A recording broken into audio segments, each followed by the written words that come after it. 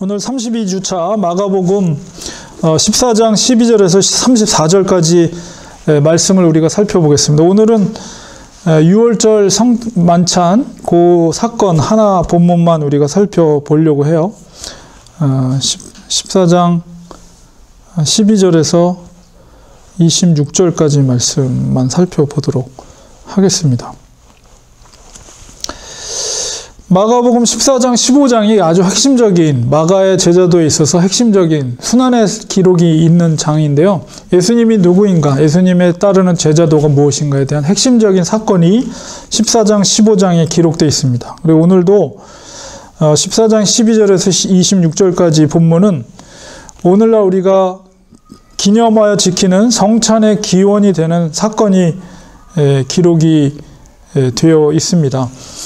사실 주님께서 이 일주일 동안 고난주간 동안에 마지막 고난과 환난을 맞이하기 전에 가장 제자들과 평온한 시간, 마지막 평온한 시간을 갖는 이 사건이 바로 성찬의 사건입니다. 물론 그 사건 속에는 배신한 가룟 유다의 참석으로 인해서 긴장감이 있는 그런 무교절 만찬이지만, 그러나 그 성찬을 통해서 새 언약의 관계를 주님의 살과 피, 무교병과 포도잔을 나누면서 이것이 주님의 살이요 피라고 하시면서 새로운 언약 관계를 제자들과 맺는 아주 귀중한 그런 예식이 거행되는 사건이 기록되어 있습니다. 본문으로 보면 12절에 무교절의 첫날 곧 6월절 양 잡는 날에 제자들이 예수께 여짜오되 우리가 어디로 가서 선생님께서 6월절 음식을 잡수시게 준비하기를 원하시나이까 하며, 그러니까 유대력으로 1월 15일이 그러니까 6월절이에요. 그러니까 모세가 출애굽했던 그 날을 기념으로 해서 유대인들이 6월절 혹은 무교절이라고 그러죠. 그것을 절기를 지키거든요. 그러니까는 뭐 제자들이 3년 동안 공생애 동안 같이 했기 때문에 6월절 절기를 이제 세 번째 맞이하는 거겠죠. 1년에 한 번씩 그 시간에. 그래서 그러나 이 마지막 이 6월절 성찬은 굉장히 의미 있는 사건이라고 볼 수가 있습니다. 그래서 세 번째 맞이하는 것, 제자들과 맞이하는 것 세 번째로 맞이하기 때문에 매년마다 그런 6월절 그 만찬을 하셨기 때문에 제자들이 이제 그 예수님께 여쭙는 거죠. 어디서 우리가 해야 될지를. 이제 우리가 잘 알고 있다시피 이 저자의 주인공인 마가의 다락방. 그 마가의 어머니가 부모님이 부자였죠. 그래서 그 다락방을 이제 이렇게 빌려주는 장면이 이제 그 서술되어 있는 거예요.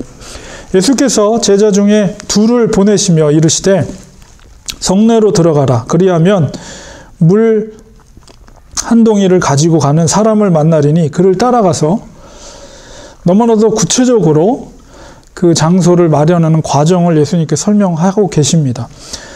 어디든지 그가 들어가는 그 집 주인에게 이르되, 선생님의 말씀이 내가 내 제자들과 함께 6월절 음식을 먹을 나의 객실이 어디 있느냐 하라. 그래서 물동이를 이제 그 마을로 성내로 들어가서 거기서 물 한 동이를 가지고 가는 사람을 발견하면 그 사람을 무조건 쫓아가서 그 집에 들어가서 그 집 주인에게, 아마 이제 마가의 부모의 집이었겠죠. 그 주인에게 말하기를 선생님의 말씀이 나와 그리고 내 제자들이 함께 6월절 음식을 먹을 객실이 어디 있느냐 이렇게 물어보면 그 자리를 펴고 준비한 큰 다락방을 보이리니 거기서 우리를 위하여 준비하라 하시니, 마치 007 작전처럼 그 장소를 제자들은 모르잖아요. 예수님 물론 알고 계셨겠죠. 그러나 그 자세한 그 과정을 설명함으로 제자는 그 매뉴얼대로 그대로 예수님의 말씀대로 따라서 간 거죠. 그래서 아마도 여기 뭐 구체적으로 나와 있지는 않지만 아마도 마가의 부모 혹은 마가의 어머니를 통해 이미 천사를 통해든 꿈을 통해서든 아마 누군가가 그런 질문을 하거든 너의 다락방을 그에게 유월절 식사할 수 있도록 공간을 제공하라는 어떤 계시를 받았겠죠. 그래서 그런 제자들의 2명의 제자가 그렇게 했을 때 제자들이 나아가 성내로 들어가서 예수께서 하시던 말씀대로 만나서 결국 그 공간을 찾아냈고 예수님과 제자들을 이제 그곳으로 인도해서 유월절을 거기서 지낼 수 있도록 공간을 준비하게 됩니다. 그래서 해가 저물매 17절에 그 12를 데리시고 가서 예수님께서 제자들을 데리고 가서 다 앉아 먹을 때에 이제 무교절 절기 만찬을 이제 행하는 것입니다. 예수께서 이르시되 내가 진실로 너에게 이르노니 그 무교절 떡과 포도주를 나누기 전에 유월절 성찬을 나누기 전에 먼저 그 말씀을 하시는 거예요. 너희 중에 한 사람 곧 나와 함께 먹는 자가 나를 팔리라. 그러니까 제자들은 깜짝 놀랐겠죠. 그들이 근심하며 하나씩 난 아니지요 하면서 예수님께 말하기 시작합니다. 난 아니죠 하면서 12명의 제자들이 한 명씩 그들에게 이르시되 12 중 하나 곧 나와 함께 그릇에 손을 넣는 자니라. 예수님께서 왜 이 말씀을 하셨을까? 식사하기 전에 이런 생각을 해보면 아마도 제일 뜨끔했던 사람이 이제 가룟 유다였겠죠. 가룟 유다. 아마도 마지막 기회를 그에게 주신 것 같아요. 회개할 수 있는. 노골적으로 스승님이 이미 알고 있다는 것을 그에게 마지막으로 경고를 하시기 위해서 노골적으로 이렇게 표현하신 것이 아닌가. 그러나 가룟 유다는 사실 뭐 뜨끔은 했을지 모르지만 그런 회개에 이를 수 있는 그런 마음의 변화는 전혀 일어나지 않았습니다. 그리고 주도 면밀한 것은 사실 이미 스승님을 팔 계획을 세워서 대제사장을 만났잖아요. 수요일 날에. 이 목요일 날 밤이잖아요. 이게 목요일 날 저녁인데. 그렇다면 이미 결단을 했으면 사실은 그 자리에 있어서는 안 될 존재죠. 이미 저 스승은 이제 이미 수요일 날 대제사장을 만나서 돈을 받고 팔 계획을 했다는 것은 더 이상 저 스승에게는 소망이 없다라고 판단이 냈기 때문에 그럼에도 불구하고 그가 그 자리에 참석했던 것은 자기의 죄를 은닉하고 뭔가 자기가 의심을 받을 것을 은닉하기 위해서 일부러 그 자리에 참석을 한 거죠. 예수님은 그것도 알고 있었어요. 아마 알고 있었다면 그 자리에 참석하지 못하도록 아마 쫓아냈어야 합당함에도 불구하고 예수님께서 그것을 허락하고 노골적으로 이렇게 표현한 것은 그가 그래도 회개할 수 있는 마지막 기회를 그에게 허락한 것이 아닌가 그런 생각을 하게 됩니다. 인자는 자기에게 대하여 기록된 대로 가거니와 이미 선지서를 통해서 예언된 예수님의 이사야 선지자라든가 그 이미 예언된 어린 양의 그 끌려감과 같이 희생되고 죽을 것, 그 길을 갈아야 할 걸 가지만은 인자를 파는 그 사람에게는 화가 있으리로다. 그 사람은 차라리 나지 아니하였더라면 자기에게 좋을 뻔하였느니라 하면서 그 죄에 대한 회개 없이 인자를 파는 것에 대해서 차라리 그런 죄를 회개하지 않는다면 태어나지 않는 것이 차라리 나을 뻔했다. 이렇게 표현하고 있습니다. 그리고 이제 성찬에 기념하는 예식을 거행하는 사건이 22절부터 기록이 되어 있습니다. 그들이 먹을 때 예수께서 떡을 가지사 축복하시고 떼어 제자들에게 주시며 이르시되 받으라 이것은 내 몸이니라 하시고 예수님께서 비유의 말씀을 많이 하셨죠. 근데 이것은 내 몸이니라 이 말씀은 아람어 원어적인 의미로는 그 당시 예수님은 제자들과 아람어 오늘날의 이라크 말인데 옛날 구 이라크 말 이 아람어 그 지역에. 그래서 아람어가 통용어였어요. 그래서 예수님이 아람어, 여러분이 패션 오브 크라이스트 영화를 보시면 거기서 쓰는 말들이 다 아람어를 그대로 쓰고 있는데 뭐 우리가 이해는 못하는 말이죠. 어쨌든 이것이 내 몸이니라라는 아람어의 원어적 의미는 이 빵이 바로 나다, 이런 의미를 갖고 있습니다. 이 빵이 나다. 그러니까 사실 제자들 앞에서 너희들 중에 누가 나를 팔 것이다, 이 얘기를 하면서 이 빵이 이제 3번에 걸쳐서 이제 3년 동안에 그 무교절 만찬을 했지만 사실 계속해서 3번이나 자기의 죽음과 부활을 예언했죠. 그리고 이 앞서서 너희들 중에 나를 팔 자가 있을 것이다. 뭔가 예사롭지 않은 느낌 속에서, 긴장감 속에서 지금 예식을 거행하는데 앞에서 2년 전에 했었던, 1년 전에 했었던 그 예식과는 다른 말씀을 예수님이 하시는 거예요. 이 떡이 바로 나다. 그리고 나를 먹으라. 이런 말씀을 하시는 거죠. 나를 먹어서 그것을 영원히 보존하라. 이것이 바로 나다. 이렇게 말하는 거예요. 그러니까 굉장히 아주 그 분위기가 굉장히 뭔가 긴장이 있으면서도 예수님께서 그 빵을 뗄 때 전혀 그전에는 하지도 않으셨던 이것이 나다. 나를 먹는 거 아니에요. 예수님을 먹는 거잖아요. 이거는 정말 특별한 의미, 말씀 속에는 특별한 의미가 그 속에는 담겨져 있는 것이죠. 그리고 또 잔을 가지사 감사 기도하시고 그들에게 주시니 다 이를 마시매 이르시되 이것은 많은 사람을 위하여 흘리는 나의 피 곧 언약의 피니라. 이런 말씀을 하세요. 이것도 역시 빨간색 포도주를 보면서 바로 나의 피다. 떡을 향해서 이게 바로 나다. 이렇게 말씀하세요. 제자들한테. 그러면서 주님의 살을 먹고 주님의 피를 마시는, 굉장히 특별한, 제자들에게 있어서도 의미심장한, 너무나도 뭐랄까요, 중엄한 그런 분위기 속에서 이 예식을 거행하고 있는 것을 우리 느낄 수가 있어요. 그 분위기 속에서.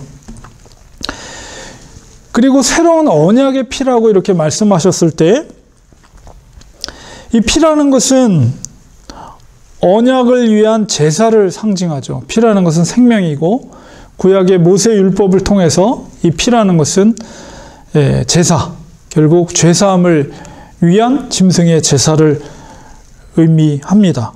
옛 언약은 뭐예요? 옛 언약이라는 것은 짐승의 피로 이스라엘 백성과 하나님과의 관계 속에서 세워진 언약이죠. 모세를 통해서. 그 구약의 대제사장은 짐승의 피를 이제 흘리게 함으로써 절반은 그 제단에 그 피를 뿌리고 절반은 백성들에게 뿌렸어요. 이 얘기는 뭐냐면 하나님과 백성 간의 관계 속에서 언약을 맺은 거예요. 피의 언약. 그래서 바로 이 짐승의 생명의 죽어짐은 바로 백성들의 죄를 대속하는. 그래서 너희가 내 약속을 믿고 내 율법을 지키면 너희는 내 백성이 된다. 내 백성이 되고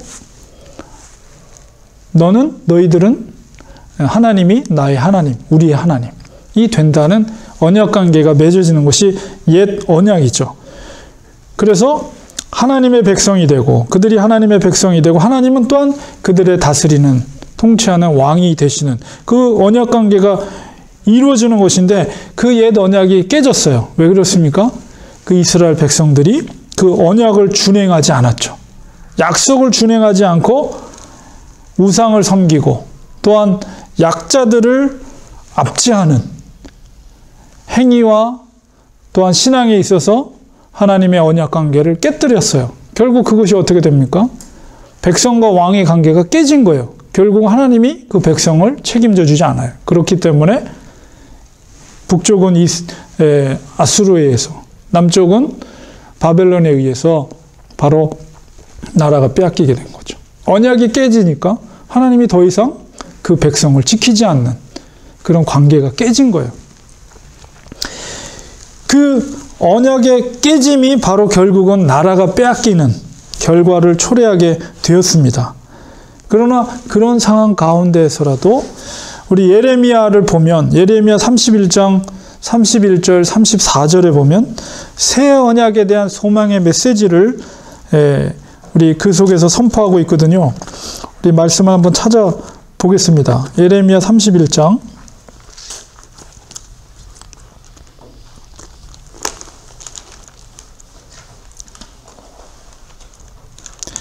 예레미야 31장 31절에 34절에 새 언약에 대한 소망의 메시지를 예레미야를 통해서 선포하는 말씀이 기록되어 있습니다.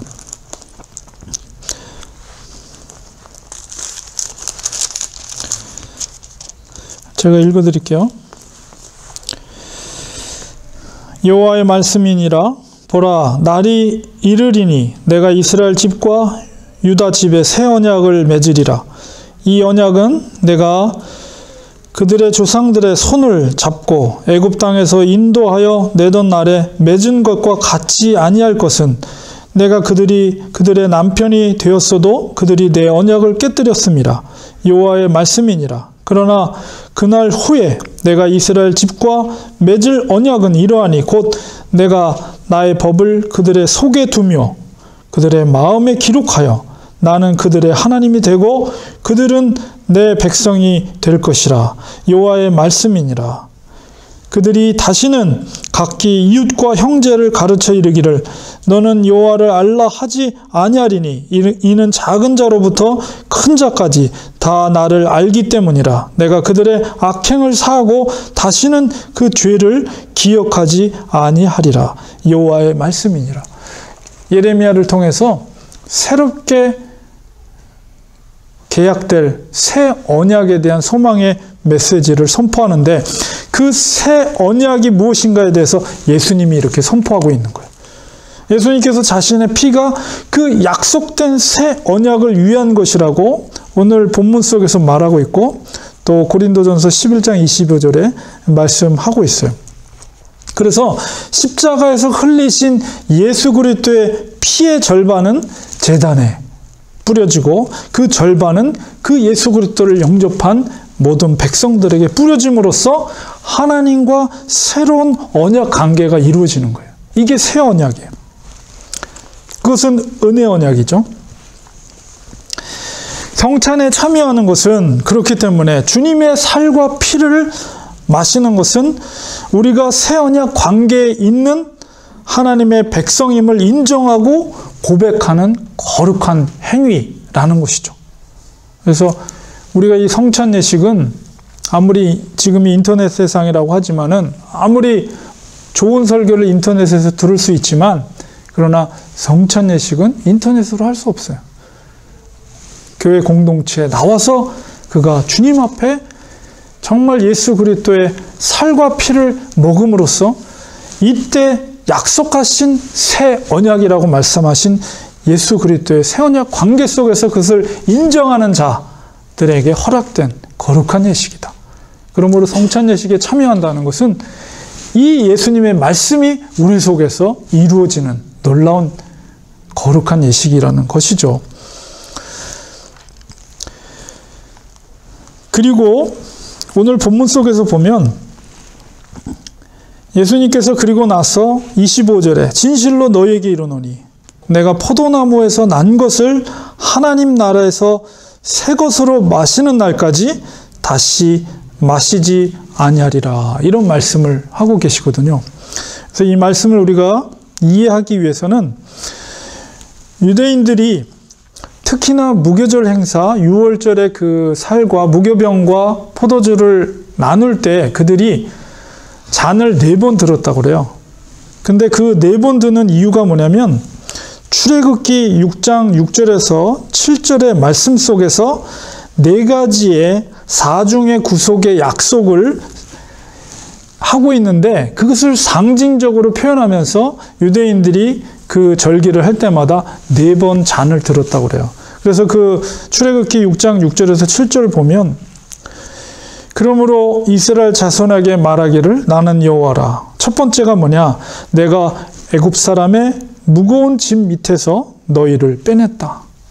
이 이야기를 하면서 잔을 한번 들고, 두 번째는 그들의 노역에서 너희를 건졌다 하면서 두 번째 잔을 들고, 세 번째는 편팔과, 하나님의 편팔과 여러 큰 심판들로부터, 그러니까 10가지 재앙, 이런 재앙으로부터 너희를 속량 구속했다 하면서 또 세 번째 잔을 들었다고 합니다.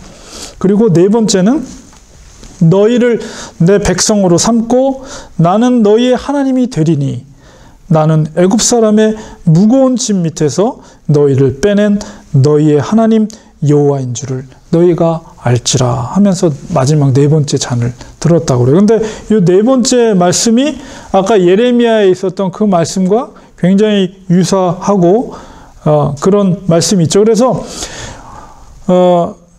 예수님께서 24절의 그 피의 잔을 들으면서 이것이 물론 그 속에는 자세하게 기록되어 있지는 않지만은 그 유대인들의 그 전통에 따라서 아마 예수님께서도 네 번의 잔을 들을 때에 세 번째 너희들을 편팔과 여러 큰 심판들로부터 너희를 구원했다라는 말씀을 하시면서 잔을 들을 때 세 번째 하셨던 언약의 피니라 하면서 들은 것이 아닌가, 그렇게 우리가 추측할 수가 있고, 그리고 그 26절에 말씀하신 내가 다시는 잔을 들지 않겠다고 하신 것은 바로 네 번째 잔을 들지 않으시면서 그 네 번째 잔은 언제? 바로 예수님께서 재림하여서 완전한 완성을 이루실 때 내가 그때 잔을 들 때까지 내가 잔을 들지 않겠다는 말씀을 하신 거로 우리가 이해할 수가 있습니다.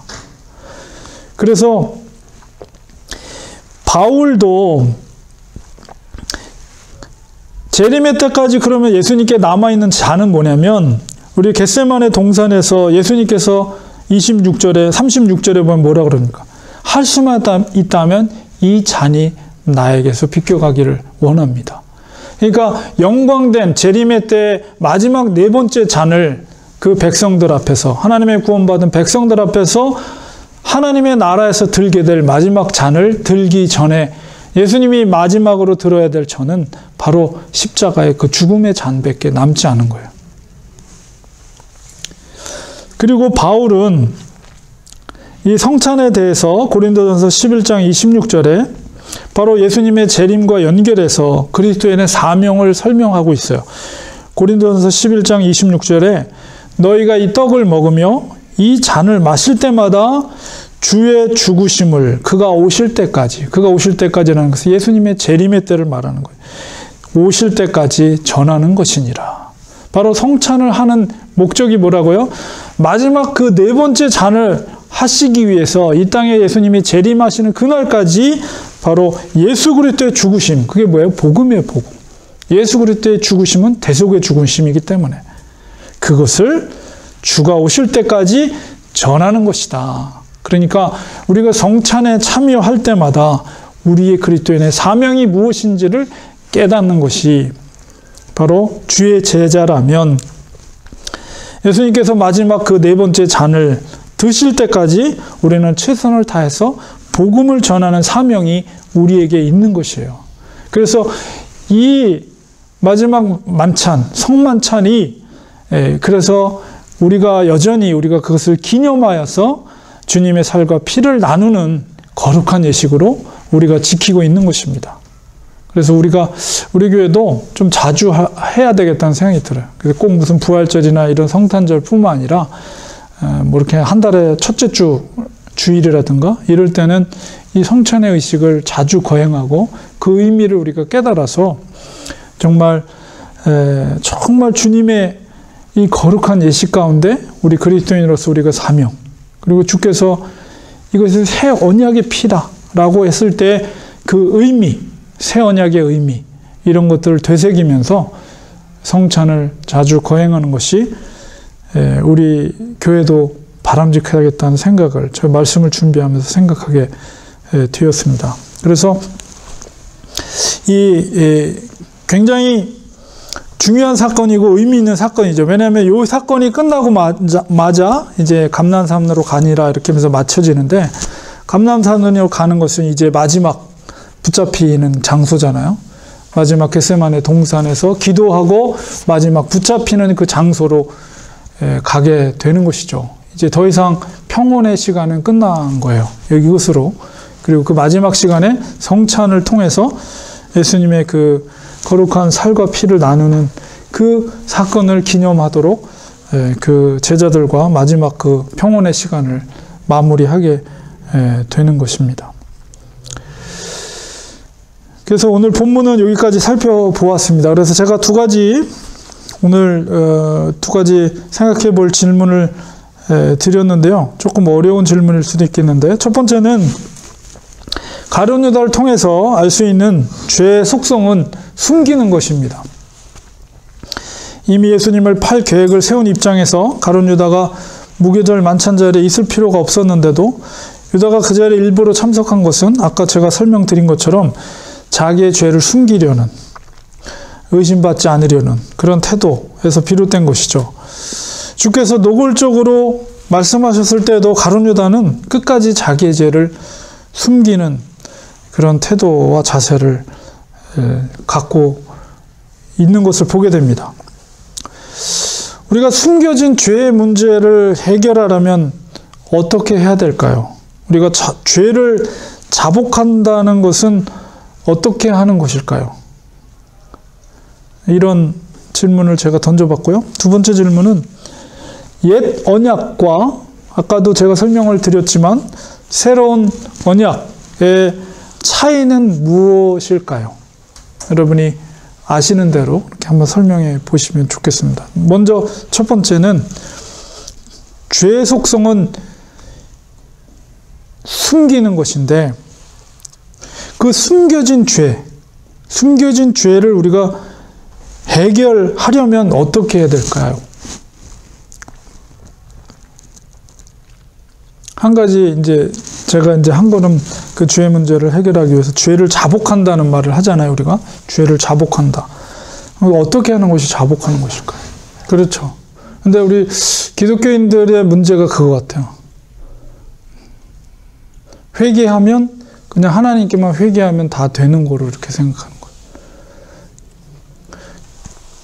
그래서 우리가 죄를 범하면, 자기 몸의 죄를 범하는 것은 그런 음행의 문제는 자기 몸의 죄를 범하는 것일 수 있고, 그 다음에 사람과의 관계 속에서 죄를 범하는 게 있죠. 그래서 삭개오 같은 경우는 토색해서 더 이익을 더 많이 취함으로 인해서 사람과의 관계 속에서 죄를 범한 거잖아요. 주로 그런 죄의 범주가 여러 가지가 있는데, 속이는 것도 있고, 속이는 것도 사실은 나의 유익을 위해서 속이는 거라면 상대방과의 관계 속에서 되어지는 거죠. 그래서 그런 죄의 범주가 여러 가지가 있는데,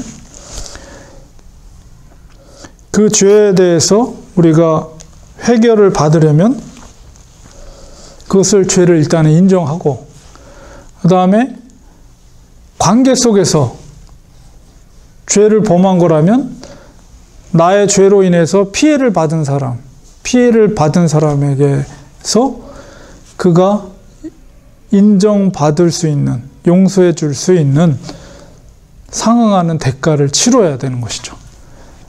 물론 첫 번째는 하나님께 자복해야 되죠. 그래서 우리가 죄에서 그런 자복하는 모범이 되고 표준이 되는 사람이 다윗이잖아요. 다윗. 그 다음에 베드로도 그렇고. 그래서 사실은 다윗의 죄가 죄가 많거나 폭로가 되는 거잖아요. 사실은 왕이 창피를 당하는 거죠. 자기가 죄를 지은 것을 일단은 자복한다는 것은 오픈하는 거, 오픈. 그래서 심지어는 제가 전에도 설교를 한 것처럼 노래를 지어서 백성들이 그걸 다 알게 할 정도로 다윗은 시편 51편을 통해서 노래를 지은 거 아니에요. 노래를. 그래서 자기의 죄를 다 낱낱이 사람들이 알게 하고, 그러나 물론 그 속에서 회복의 역사가 있었기 때문에 그런 노래를 졌지만, 어쨌든 자기의 부끄럽고 손가락질 당할 것을 알면서도 공개적으로 그것을 오픈한다는 건 쉬운 일은 아니죠. 쉬운 일은. 그러나 회복하기 위해서는 하나님께 용서를 받고 진정한 다윗과 같은 승리, 죄로부터 승리를 하기 위해서는 그런 아픔도 감수해내야 되고, 그 다음에 만약에 다른 사람과의 관계 속에서 내가 피해를 준 일이 있다면 그것에 대한 정당한 대가를 치루내는 것, 삭개오처럼 그런 게 진정한 회개다. 회개라는 것은 단순하지가 않은 거예요. 회개라는 건 결코 단순한 문제가 아니다. 근데 우리가 회개를 너무 쉽게 생각하는 경향들이 너무 많아요.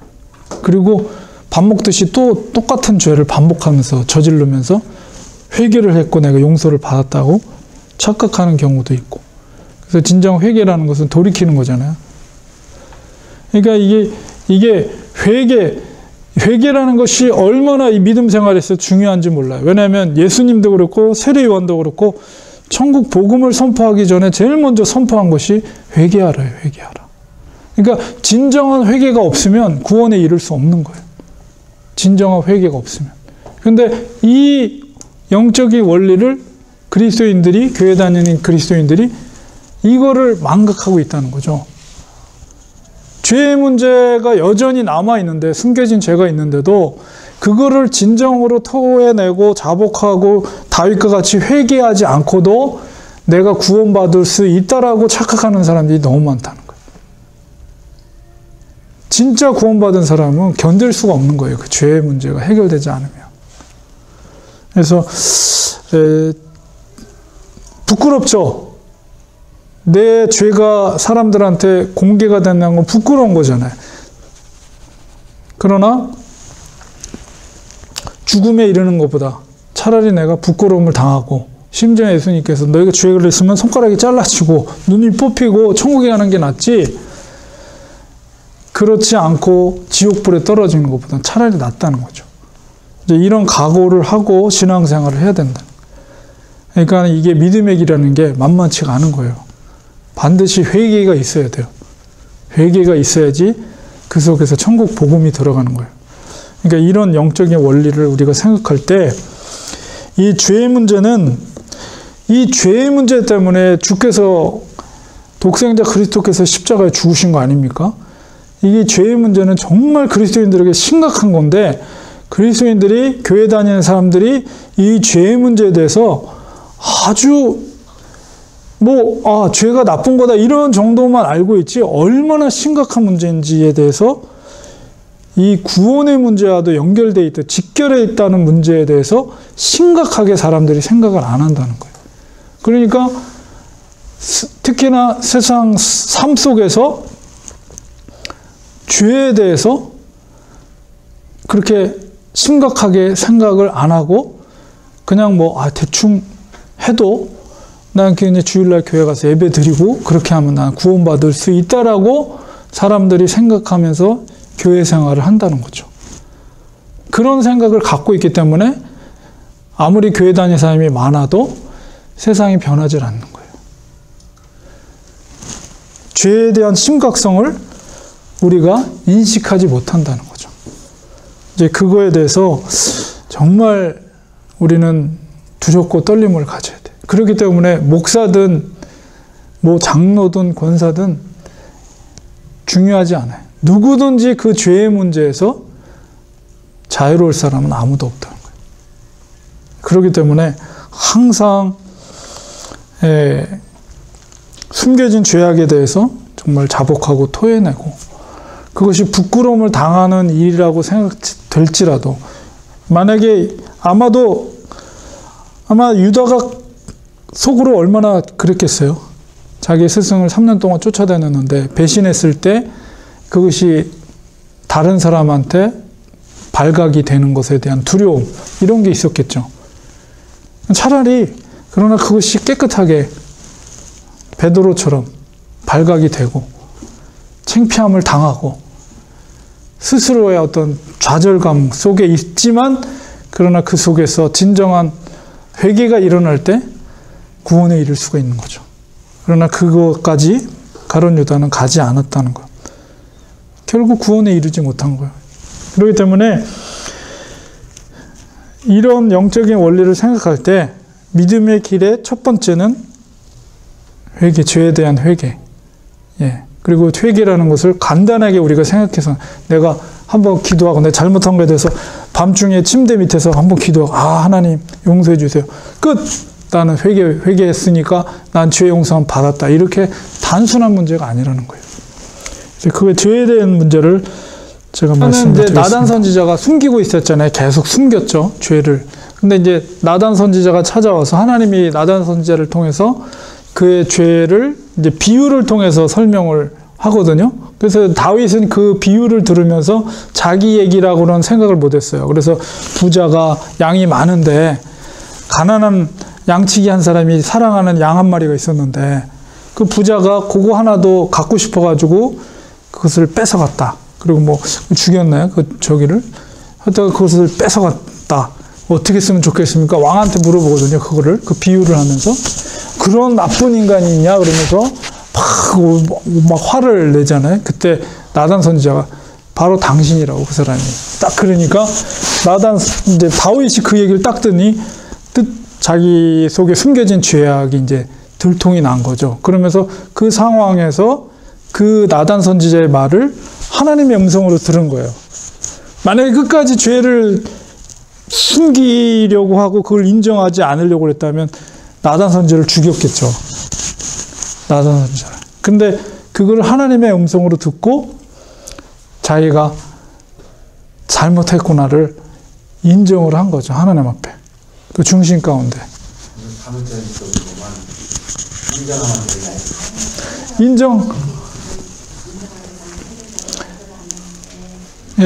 인정하고 결국은 하나님께서 그냥 내버려 놓지는 않았죠.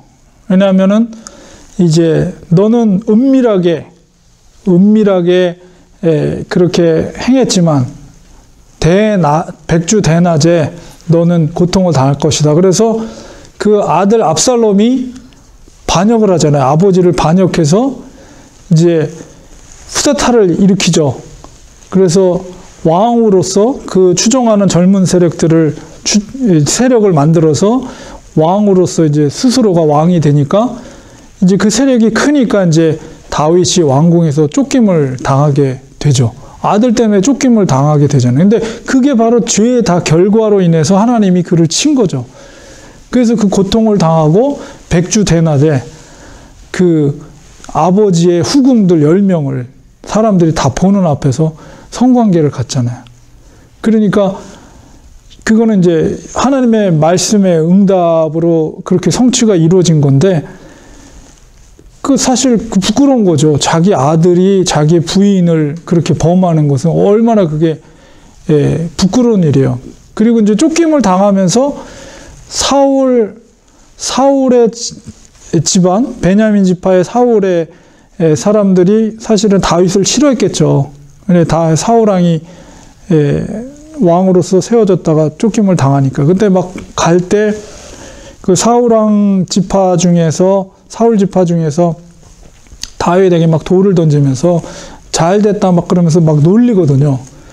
아무리 쫓기는 왕이지만은 그거 맘만 먹으면 부하 요압 장군 불러가지고 충분히 죽일 수 있는데도 불구하고 다윗이 뭐라 그러냐면 가만 내버려두라. 하나님이 저를 통해 나를 저주하고 나를 욕하는 것이다. 그렇게 받아들여요, 그냥. 그러면서 아들에게 쫓김을 당하면서 정말 급하게 도망을 가죠. 그리고 이제 거의 죽을 위기 가운데 있을 때 그나마 하나님이 이제 살려주시긴 하지만은 그런 모든 경험들, 그리고 이제 바세바를 통해서 잉태했던 아기는 또 하나님이 치시잖아요. 그래서 죽거든요. 그래서 그런 모든 고통들, 그리고 결국 압살롬도 죽잖아요. 자기 아들도 그래서 압살롬아 비록 자기를 죽이려고 쫓아왔지만 그래도 자기 피부치라고 자기 아들이라고 막 슬피 우니까 이제 요압 장군이 아니 임금님 당신을 보호하고 지키기 위해서 그로부터 했는데 그렇게 슬퍼하면은 그를 죽이고 그를 싸웠던 병사들의 사기가 어떻게 되겠냐고 막 그런 또 요압이 그렇게 얘기를 하니까 다윗이 다시 이제 추스려서 또 왕으로서 이제 이렇게 하는 그런 모든 과정들이 굉장히 고통스러운 시간이죠. 근데 그 원인이 뭐냐라고 했을 때 다윗이 범한 그 음행과 살인으로 인해서 하나님이 그를 징계를 하신 거죠. 그런 징계의 과정 속에서도 그가 하나님을 두려워하는 마음으로 자기의 죄에 대한 결과로서 자기가 마땅히 받아야 될 채찍을 맞고 있다라고 받아들임으로써 하나님 앞에 자기가 진정 참된 회개를 했다는 것을 그 중심에 증명을 보여드린 거죠. 그러니까 하나님이 그것을 중심을 보시고 비록 악한 죄악을 범했지만 그를 그래도 용서하고 받아들인 하나님께서. 그러니까 거기에서 이제 그런 결론이 그렇죠. 우리가 예정론적인 관점 속에서 그 사람이 하나님의 선택한 자녀라면 나쁜 짓을 저지르고 악한 행동을 했을 때 가만두지 않죠. 근데 만약에 그런 악한 짓을 저질렀는데도 막 형통하고 잘 되고 아무 문제가 없다. 하나님이 버리는 거예요. 그냥 놔두는 거예요. 하나님과는 관계없는 사람이기 때문에 잘 되든 안 되든 그가 죽으면 결국은 지옥에 갈 영혼이니까. 그러나 진짜 하나님이 사랑하고 선택한 자녀라면 그런 죄가 있는데 하나님이 그냥 내버려 두겠어요? 그가 회개하고 돌아올 그가 회개할 수 있는 어떤 채찍, 인생의 채찍이나 어떤 고통을 통해서 우리가 자녀가 잘못해도 때로는 하도 말로 해도 안 들을 때는 매를 들잖아요.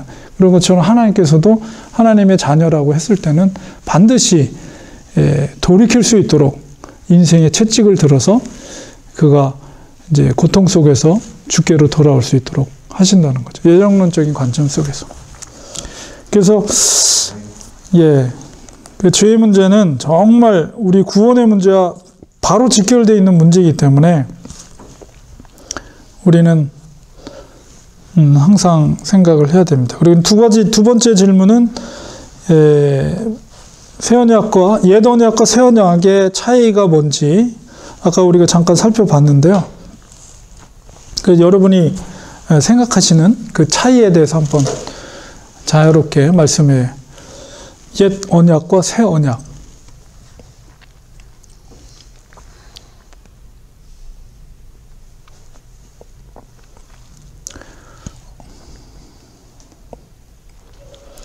언약이라는 것은 이제 약속이죠.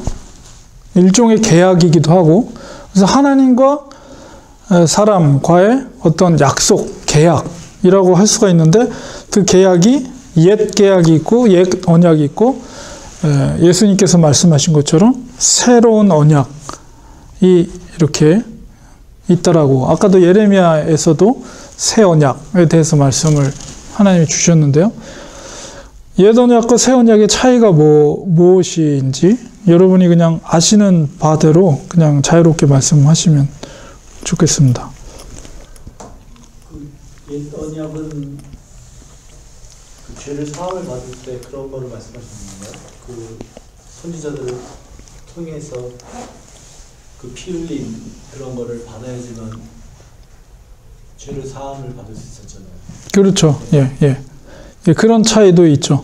그래서 이제 요 설명은 아마 히브리서를 여러분이 읽어보시면 아주 명확하게 설명이 돼 있어요. 그래서 예수 그리스도의 죽으심의 사건이 어떤 의미를 갖고 있는지, 그래서 거기서 구약의 제사와 예수님의 죽으심을 굉장히 이렇게 대비를 하면서 설명이 잘 돼 있는 게 이제 히브리서거든요. 그래서 여러분이 인해서 하나님과 인간의 관계가 풀어진 상태였는데 옛 언약 관계였었던 것처럼 예수님이 오시기 전까지 예수님이 오심으로 인해서 옛날에는 선지자들을 통하지 않고 우리가 하나님하고 직접 그런 기도도 할 수 없었고 그런 제사함도 제사장들을 통해서만 받을 수가 있었는데 예수님이 오신 이후에는 예수님의 이름으로 기도를 하면 하늘에서도 들으신다고 또 약속을 해주셨잖아요. 네. 그래서 우리가 요거를 이해하기 쉽게 해서 제가 설명을 드리면 일단은 대상이 있죠. 대상이 옛 언약은 하나님과 선택한 아브라함으로부터 선택한 선민이른 이스라엘 백성 관계 속에서 맺어진 언약이에요. 그러니까 모세를 통해서 그 선민으로서 이렇게 대상을 생각한다면 새 언약은 하나님과 예수님이 아니죠. 백성이 누구예요? 육체적인 선민인 이스라엘이 아니고 영적인 이스라엘. 예수 그리스도를 통한. 그래서 구약의 하나님과 맺은 언약은 바로 하나님과 아브라함. 그러니까 아브라함을 통해서 이제 민족을 이룬 이스라엘 백성, 선민이라고 그래요, 선민. 그 백성과 맺은 계약이 옛 언약이라고 한다면 새로운 언약은 하나님과 그 백성이 혈통적인 이스라엘이 아니라 영적인 이스라엘. 이건 혈통을 뛰어넘는 거죠. 그리고 중재자를 생각할 때 하나님과 구약 백성 사이에 중재자의 역할을 하는 것은 대제사장, 아론. 그 대제사장만이 백성들을 대신해서 죄를 대속하는 성전을 통해서 짐승의 피를 통해서.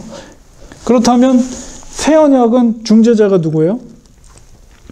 중재자가 예수 그리스도죠. 예수 그리스도.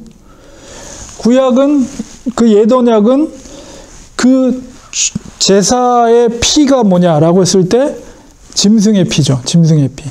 근데 새 언약은 자기 자신이 예수님 중재자인 자기 자신의 십자가의 피로서 그 백성과 하나님과의 관계 속에서 체결하는 거예요. 언약을.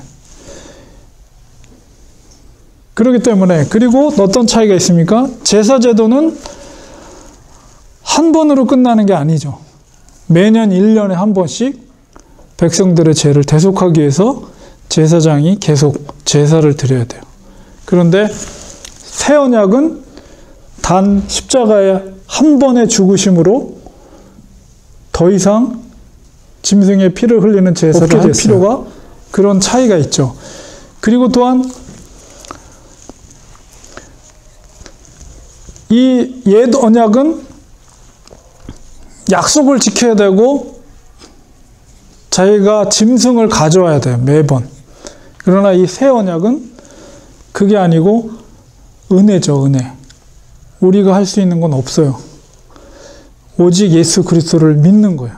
그분이 대속적인 죽으심을 하신 하나님의 아들이라는 것을 믿는 거죠. 그래서 은혜 언약이라고 그래요. 새 언약을 은혜 언약. 그런 차이들이 있습니다.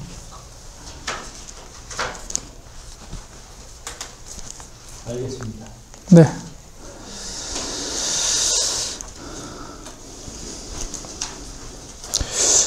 다음 주일 소그룹 모임의 질문 두 가지는요. 마가복음 14장 31절에 제자들은 의지적으로 주를 부인하지 않겠다고 단언하거든요.